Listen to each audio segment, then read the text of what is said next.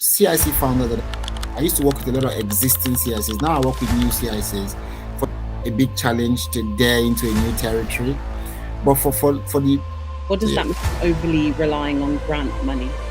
So when you don't have a plan for yourself as a CIC founder. So hi Zion, thank you so much for joining me on this series. This series is supposed to encourage nurses who are thinking of opening up businesses or just thinking of different types of career paths to consider other career paths that they may not have otherwise known. I'm going to let you introduce yourself. So if you can just tell us a little bit about who you are and what you do. My name is Zion. I am a social entrepreneur. I help people convert or use their gift. I help them find it. I help them, use it in a structured way so that they can solve problems for people in their communities in the UK and get rewarded while they do it. So that's just basically what I do. I do that also by just helping people start CICs such that they are able to have a structure for their gift. That's amazing. That's brilliant. When you say gifts, what does that look like? What can someone consider a gift? The exact thing you were created to do, the thing you do exceedingly well with little or no effort, that has a divine kind of backing. So that's what I'll consider a gift. That special part of your life that helps you solve people's problem with ease. So yeah, some people call it talents, some people call it gifts, but there's just something about a person that Right. that makes them uniquely different than another person. So they need to find that, and that's what I tend to help people do if they haven't, and if they have, we then tend to help them see how they can structure it and monetize it. Amazing. And how did you get into the CIC world? What brought you into that kind of business realm? So I was just really, first of all, tired of my job in the UK. I mean, I was doing something that maximized my gift, but I saw the gaps. Mm-hmm. I was a lecturer, but I was an employability lecturer in the UK. And I noticed that there were things I wanted to do for the young people that my job did not have in the curriculum. Okay. I started to say, how do we solve this problem? And I noticed everything needed funding. Mm-hmm. And that's when I got the inspiration. I would say it's a divine inspiration. Although, yes, I've been a social entrepreneur for a long time, but in the UK, I then, got the inspiration clearly, I mean, I'm a Christian, so, I would say the Holy Spirit inspired me to look into the word CIC. It's strange, but that's what happened, and I got to look into it. I mean, it didn't tally what I was doing all my life. And yeah, that's when I started the CIC, and then started to support people with it, before I came public about it. That's brilliant. Is there any challenges that you've encountered with training people to open up CICs, or even do you have any CICs that you've opened up, and are there any challenges that you've come across, and how did you overcome them? No, I have my own CIC, so one of the earliest challenge you would have as a CIC founder is just the acceptance of what you want to do by the community. Also a big challenge to dare into a new territory. But for the CIC founder that I used to work with a lot of existing CICs. Now I work with new CICs. For the ones I mentor, a lot of the challenges I see them face is not taking this as something that could really change their life. Taking it like as a side hustle, taking it like, I'm just going to do it and see how it goes, because everybody has the work mentality. They don't understand this is like something you could do that would be funding and give you fulfillment. So I think the earliest challenges is when people can't see things through. Right. Yeah, they don't have that patience to see it through. So aside all that, and people just overly relying on grant money, that would be another challenge. Yeah. So What does Yeah. that mean, overly relying on grant money? So when you don't have a plan for yourself as the CIC founder and for the CIC as per sustainability, that's when you grant money is what we teach also. I mean, we teach people to get it. I teach people to start fundable CICs. I don't want you to start a CIC because you're passionate. No. Fundable CIC, if not, you're going to burn out, like your job is making you burnt out right now. So Right. a fundable CIC, but don't be overly reliant on grant money. Apply for loads of grant money, but become fundable yourself. Right. Yeah, so CIC founders need to have that 12 months plan to say, push comes to shove in between when I'm waiting for a grant, how am I going to, help the CIC? How am I going to do work in the community? Right. And for anyone who's looking to start a CIC, what are some ideas that you think are very, I guess, fundable? Or I don't even know if that's a word, but it's come out. That's my word. I think that should be a word, but I coined it. I mean, it's, I have a framework called funded. So fundable CICs. That first of all, they never start a CIC because you're passionate. Right. Because start a CIC because you are tired of your gift not paying you. Yeah. And I think a lot of nurses, that is where we probably fall, because we have that passion and we want to make an impact and help, but we don't necessarily have the structures in place or the procedures and the processes to help us do it in a very concise way or in a way that is profitable. And a lot of times I see people get into it because they think, yeah, I want to do this and I hear there's money there, but then they don't always take the right measures, and then they end up having their domiciliary care businesses closed. But I think you're absolutely right that it's not just about passion, but you do have to make money at the end of the day. You're working so hard. So just going back in terms of like the ideas of CICs, because it has to be something that benefits the community. And I think sometimes people get confused between, do they register a limited business or do they go into CIC? Can you maybe just break it down as to why someone would be better off going for the CIC route as opposed to a registered business? With the registered business, you have to almost do everything, right? And the registered business is just most of the time strictly for profit. Most people, right? They want to make profit. Yeah. And I am of the opinion, I agree with the school of thought that says if the only thing you make in life is money, you're still poor. So you have to make impact. That's why I teach people to be money conscious, but impact driven. So I like you to be money conscious, because most of the time people say, I'm not doing it for money. Well, sometimes you have to do it for money, So we tell people that don't say that, because like that's even myself, I was in that mindset for a long time, and that's I see in most nurses. If the profession doesn't teach you money, no, the profession teaches you compassion and empathy, and that's why nurses are having to spend so much time doing all the bedside nursing and their HCA, whatever kind of nurse you are. Say to them, please start talking about money. Right. So what are the ideas? How do you differentiate? Now the CIC is a business as per Companies House. Okay. Right. But it's a business that has a social component. Okay. It's like the oath we take in the CIC world is to say, I pledge to make profit, but to reinvest my profit into the community. But then that's where the oath ends. We drop our hands and say, but when project money comes, I pledge to also pay myself well.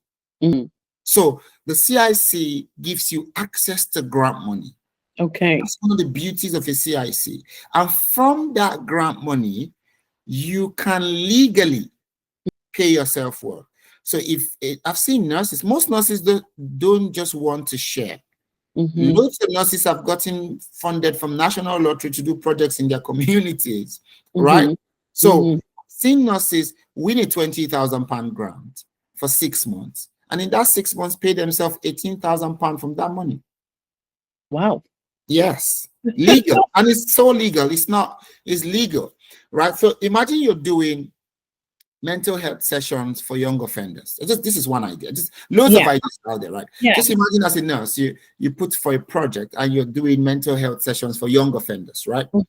Yeah. And you're the project manager. Yeah. You're the sessional worker. Yeah.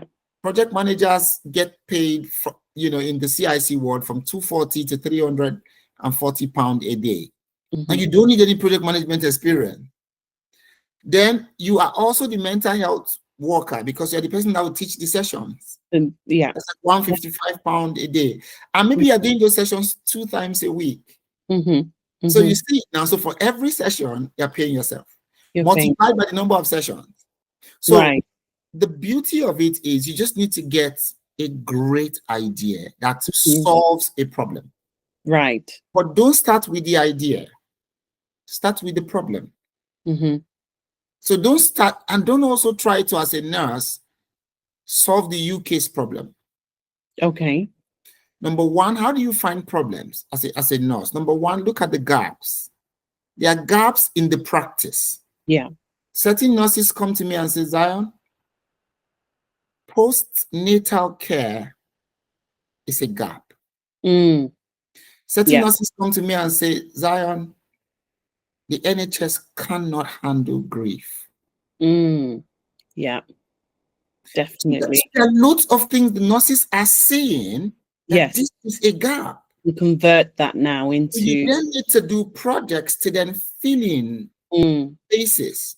Because you don't want to replicate what's a statutory service. You don't want to do project on a statutory service. Government's already doing that. What can the government not do that you can complement? So problem, or as we will say, pain, in I think is the nurses and healthcare people that say pain is defined by the patient, not the doctor. So you can say, oh, they're going to need mental health sessions. No, we say don't do that. If you stay in Manchester, you stay in Leeds, you stay in Surrey, wherever you stay, go to the council's website of that city, go to the local newspapers and say, type on Google, use ChatGPT, do research in at least 5 places. What are the problems of my city? Yeah. So then you take those problems and then you do projects on it to then get funding. That's brilliant. But nurses stand a great... People say you always talk about nurses, Zion. Well, because I like nurses. See what they do for community. I mean, look at during COVID. What did they do to appreciate nurses? They clap. They just clap.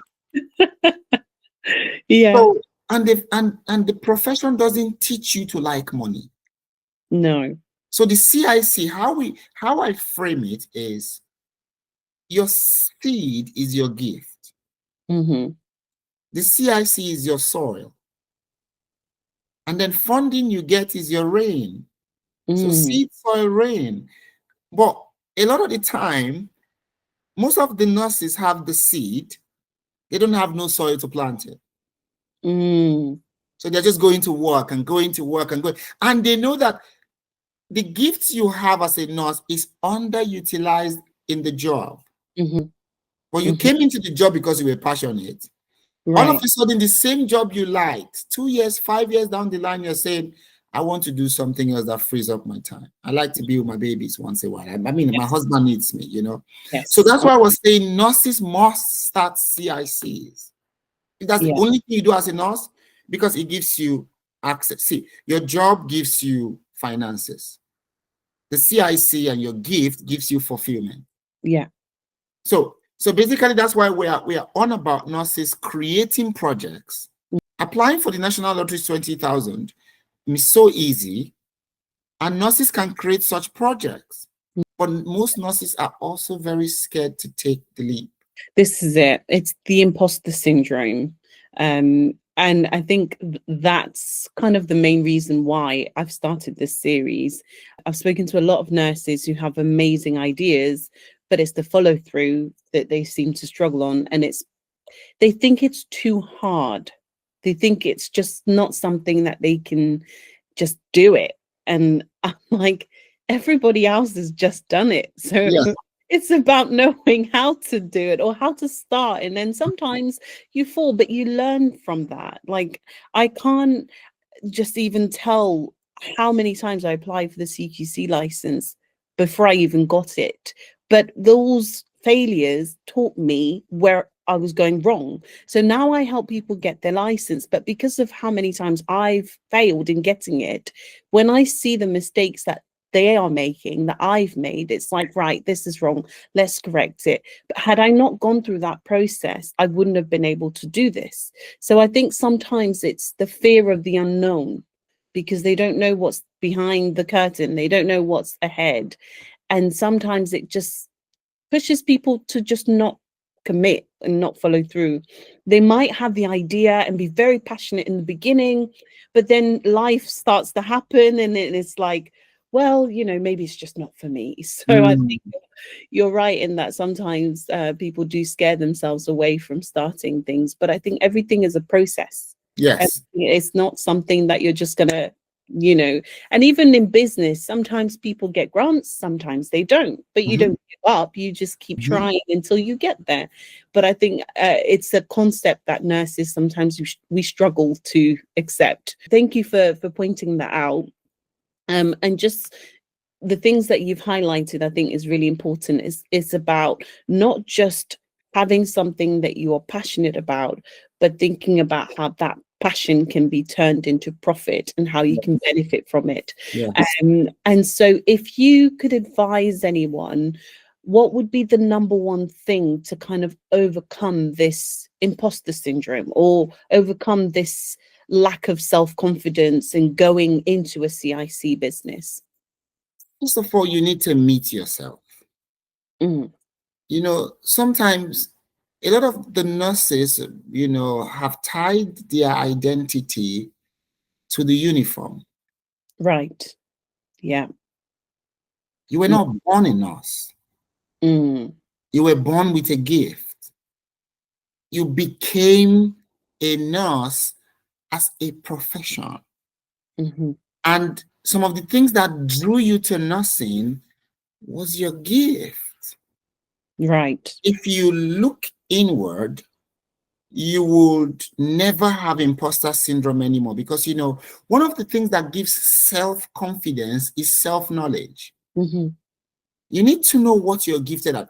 If you're a nurse and you're scared to start anything, right? You don't want to do nothing. You just want to, I can't, no, it can't be for me. It can't be for me. And then maybe sometimes because you started something before and you failed. It failed. Like, Yeah. well, listen, Zion, I have proof that I can't start anything. I'm not just talking because I have proof. I've I have tried to do evidence. something. I tried to come out. I'm not that person that comes out every time. This one time I came out, didn't Yeah. work. We then say to you,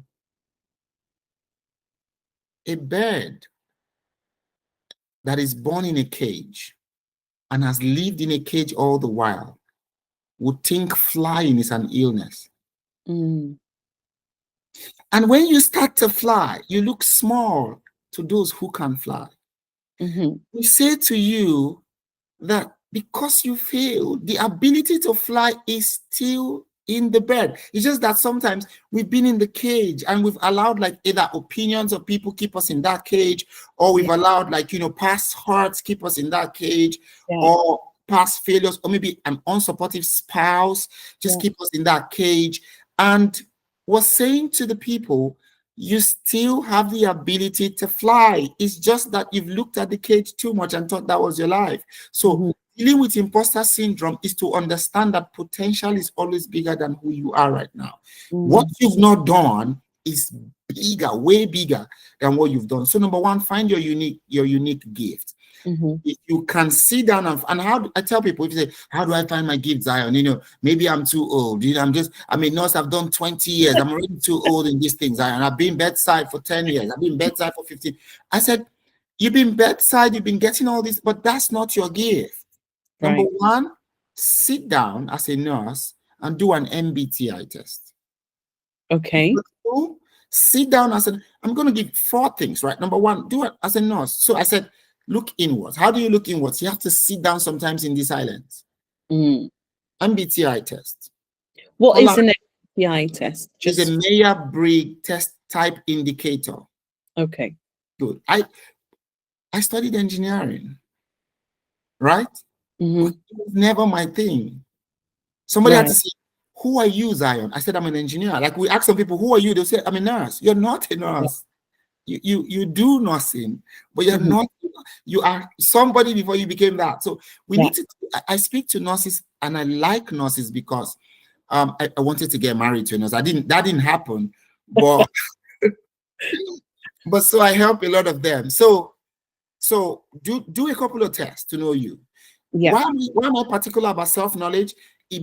When you know yourself, imposter syndrome cannot stand self-knowledge. Right. So do some tests, find out what your life path number is, find out, what your personality type is. And once you find out all those things, take them to ChatGPT as we have it now and say, my life path number is 2. What's my gift? Write them down. My MBTI is INFJ. What's my gift? My Holland code test came out and I was social. What's my gift? My personality type is this. What's my gift? Now we say, check for all the reoccurring things in those tests you did and pull out your gift. Or think back or ask your mom if she's still alive or your dad. When I was 7, what was I like? Right. So imposter syndrome only exists when identity is lost. Right. So nurses need to understand that the quickest way to structure your gift in the UK rewards gift. Yeah. It will make you work so hard that you never find it. Wow. The UK is ready to reward your gift. Listen, in grant money now, with consulting I've done, with the CICs we've worked with, they've won grant money totally combined of over £300,000. Wow. And you win this grant money and you get to pay yourself like 80% of that money to do the work. Why am I saying nurses can do the work? They have, even if you've not found your gift, you have lived experiences. Yeah. You have the job you've done. Yeah. So at the end of the day, once you are settled to say, this is my gift, imposter syndrome flies away. That is why the UK has no law on a gift. It doesn't have there's no law. There's CQC regulation, there is Ofsted, there is no regulating body on a gift. Yeah. That's why the UK finds ways to present bills such that the bills become Goliath, but the gift is David. Right. So nurses need to take a break sometimes and ask, what am I gifted at?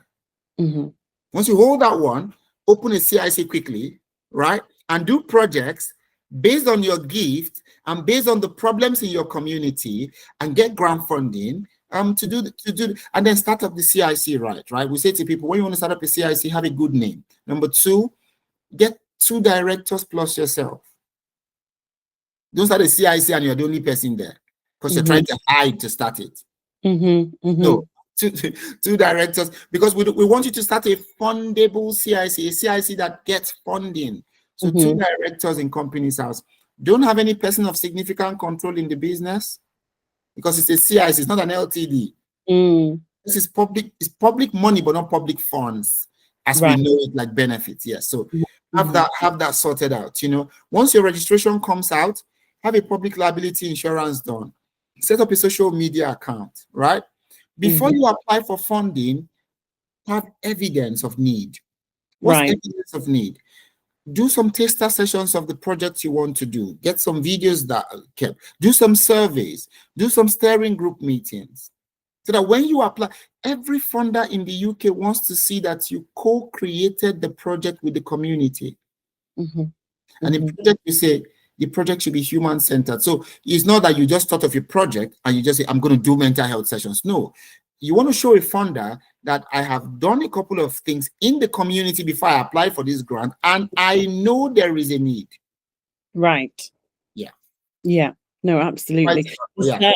Does that mean, let's say, someone hasn't done those things, can they still apply for grants? I don't Or advise. I don't okay. advise to start and just rush off to apply for grant. Register your CIC and then do the evidence of need. There are two types of evidence you must get. Number one, existing data. That's why I said in your community, research the data to show that, okay, you're trying to do projects for social isolation, right? Or maybe amongst the elderly people. What data can you give me that backs that up? Existing data. Number two, data you create. Okay.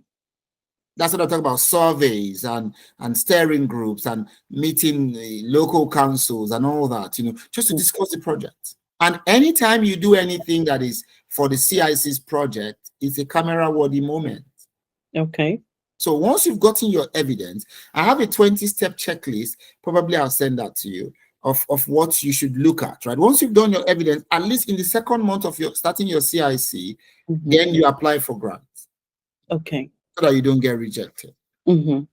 Okay. Wow. That is very thorough. Yeah. I think that's probably the most thorough advice I've had in regards to starting a business. Those I didn't even look at CICs in that way. So thank you so much for that. But then just going back in terms of Zion, the person, where are you from, Zion? Can you tell us a bit more about you and your person? What's your gift? I have a gift of communication. Okay. But I used to think it was teaching and mentoring and coaching and all these things. But then the Lord showed me that what he does with a gift is that he gives you a major gift. Okay. And then he layers the other gifts in that gift. So every gift you have complements the major gift. Right. So I have a good sense of humor too. When I communicate, I can make you laugh. When I communicate, I can inspire you. When I communicate, I can teach. So every of my sub gifts complements the main gift. Okay. So for some nurses, the biggest gift that they may have might be compassion, and they might not know it's a gift. You know. Yeah. For some people, it's creativity, but for now, it's coming out like hairdressing. For now, it's coming out like makeup. For now, it's coming out like fashion. But the main gift is creativity. They are creatively gifted. And they need to. So for me, I'm a communicator. I'm a global citizen. I like to call myself that, but I'm originally from Edo State, Nigeria, and I'm a Christian. I love the Lord. And I'm just called for my work in Africa. I'm called to help orphan children get access to education. I have 2 schools for orphans. Oh, amazing. We've run those schools in 2017, graduated 169 of them. Wow, that's brilliant. Currently educating 325 of them. And then we're starting an orphanage in December. Someone wants to donate or help out with the schools. How do they do that? Or they can do maybe through Lemfi, or we have a Nigerian bank account too. And if they are in Delta State, they can practically go to the school and just donate in kind food, because we feed the children every day too. I need to say, I've always known that I was supposed to do social work, right? Entrepreneurship in the social realm. But I've been procrastinating for a long time. And that's where some people are stuck right now. I had to get an accident. You see, I was in a 9-hour coma. Oh, you see, wow. my face is a bit deformed. Yeah. I had to go through a near-death experience to break procrastination off. Wow. Certain people, some nurses right now that may listen to this, they're so gifted. But procrastination has taken a hold on their gift. And every time we procrastinate, we delay another person's dream. So it's important that, nurses don't procrastinate. But that's me. That's me. I'm married. I have 2 kids, and I just love to teach, to use my gift, to just. When I was younger, they used to say I was a talkative, but somebody then helped me. I did close to 27 tests to know myself. Wow. Found out that amazing. I was a communicator. So that's me. That's amazing. If nurses start to do CIC and tap into this thing, they're going to say, where have you been all my life, Zion? Why didn't you talk about this sin? And can I say something easy? The CIC has been existing since 2005. Wow. Wow. So it's 20 years down the line that people don't know. They don't know. Yeah. Yes, and they've given billions in funding. This is not several people giving billions in funding. Wow. There is a national lottery, there is a national health lottery, there is a postcode lottery. There are loads of funders. I have a list of funding, a list of grant funders that nurses could tap from.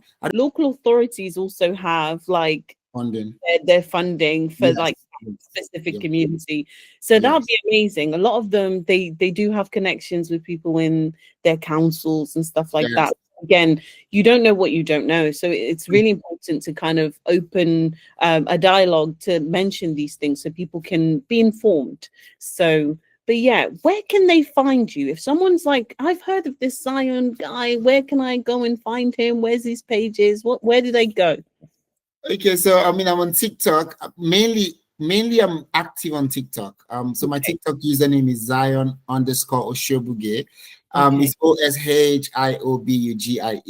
So I'm on TikTok.